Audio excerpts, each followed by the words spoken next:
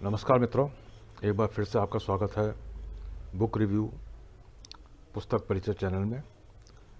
इंदुकांत आंगिरस आज फिर आपके बीच उपस्थित है एक नई दुर्लभ पुस्तक लेकर।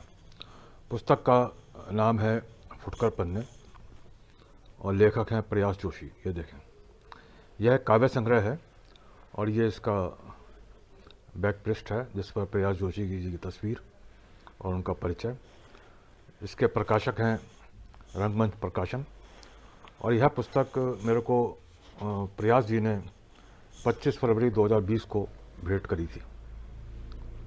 ये देखें, प्रयास जी पीपल्स विकास एवं कल्याण समिति के अध्यक्ष भी हैं, कोई एनजीओ है। प्रयास जोशी जो हैं एक लीक से हटकर कहूँगा मैं, एक कवि हैं। उनकी कविताओं में एक यू टर्न या कभी वी टर्न या कभी एस टर्न, कोई ना कोई ऐसा टर्न आ जाता है और जो पाठक को जो है अचरज में डाल देती है। तो इसलिए भी इनकी रचनाएं, यह कविता संग्रह दुर्लभ है क्योंकि इनकी जो रचनाएं हैं वो अपने आप में बहुत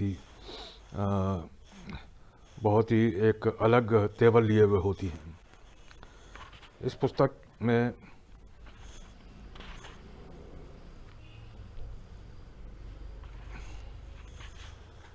100 पृष्ठ हैं और यह पुस्तक अमेजोन पर भी उपलब्ध है। प्रयास जी की जो दूसरी पुस्तकें प्रकाशित हुई हैं इससे पहले, वो है कालचित्र, रंगों के आसपास, घट्टी गीत और ये नवीनतम पुस्तक फुटकर पन्ने। धीरे धीरे मैं उन पुस्तकों का भी परिचय कराऊंगा जो मेरे पास हैं। घट्टी गीत उपलब्ध है मेरे पास, लेकिन आज इसी पुस्तक के बारे में बात करते हैं। मैं इस पुस्तक में से आपको चंद छोटी छोटी रचनाएं पढ़ता हूँ। देखिए कविता के बारे में उन्होंने किस तरह से कहा है। कविता का शीर्षक है चिमटी। कि समय की चुभी हुई फांस निकालने की चिमटी है कविता। समय की चुभी हुई फांस निकालने की चिमटी है कविता, जिससे दर्द कम होता है। तो कविता एक ऐसी चिमटी है जिसमें फांस निकालने से दर्द कम होता है। इसीलिए हम सब कविताएं पढ़ते हैं और कविताएं लिखते भी हैं, कवि लिखने वाले। और एक कविता देखें,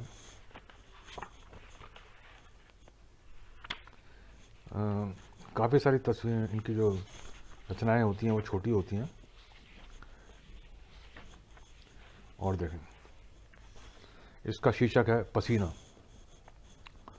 पसीने से तरबतर लोग भट्टियों में झोंक रहे हैं कोयला। पसीने से तरबतर लोग भट्टियों में झोंक रहे हैं कोयला। कोयले को हमने जिस रंग में देखा है उस रंग को बदल रहा है पसीना। और एक कविता देखें, मुंडन शीर्षक है इसका। कि सिर देखकर मैंने पूछा क्या हुआ। सिर देखकर मैंने पूछा क्या हुआ। उसने कहा कहाँ क्या हुआ। कुछ तो नहीं हुआ। मैंने पूछा फिर यह सिर। उसने कहा यह तो मैं ओलो के लिए तैयार हुआ हूँ। तो ये इनकी कविताओं का एक टर्न होता है, यू टर्न, कि यह तो मैं ओलो के लिए तैयार हुआ हूँ। एक और शीर्षक, एक और कविता देखें, पेड़। मैंने पेड़ से पूछा तुम्हारे फल एक ही दिशा में क्यों नहीं फलते। पेड़ चुप, तुम्हारे पत्ते हमेशा हरे ही क्यों होते हैं। पेड़ चुप, तुम्हारी शाखाएं सभी दिशाओं को क्यों देती हैं छांव। पेड़ चुप, चुप क्यों हो पेड़, बोलते क्यों नहीं। पेड़ ने कहा बोल तो रहा हूँ। पेड़ ने कहा बोल तो रहा हूँ। तो ऐसी अचरज भरी कविताएं पढ़कर यकीनन एक नया पाठक को एक नई अनुभूति होती है, एक अलग प्रकार की। तो इसलिए भी इनकी रचनाएं, एक कविता हमें पढ़नी चाहिए। और मैं जो कविता के प्रेमी हैं उनसे मेरी यही गुजारिश है, निवेदन है कि वो इन कविताओं को, इस पुस्तक को अधिक से अधिक लोगों के साथ साझा करें और प्रयास जोशी के इन कविताओं को पढ़ें। और जो उनके दूसरे संग्रह हैं उनको भी उपलब्ध, जब मेरे पास होंगे तो मैं उनका भी परिचय दूंगा और उनमें से भी आपको कविताएं सुनाऊंगा। आज के लिए इस पुस्तक के साथ ही मैं इस पुस्तक का परिचय समाप्त करता हूं और इसके साथ ही अलविदा, नमस्ते, धन्यवाद, शुक्रिया। अगले एपिसोड में मिलता हूं नई पुस्तक के साथ।